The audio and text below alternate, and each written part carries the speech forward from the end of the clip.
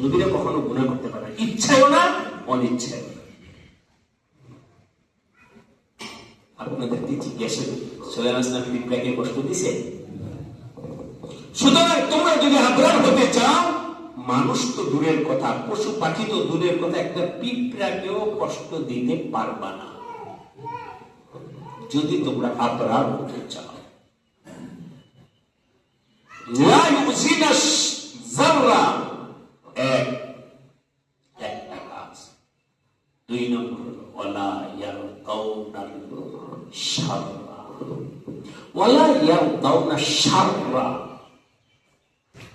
2 নম্বর কাজ হলো যে আবরার হতে চায় সে কখনো কোন গুনাহ, কোন অন্যায় কাজকে আনন্দ চিত্তে গ্রহণ করবে না, কোন অন্যায় কাজকে খুশির সাথে গ্রহণ করবে না, কোন গুনাহের কাজকে আনন্দের সাথে গ্রহণ করবে না। এই গুনাহের কাজটা চাই নিজের হোক অথবা অন্যের হোক, নিজের যদি কোনো গুনাহ হয়ে যায়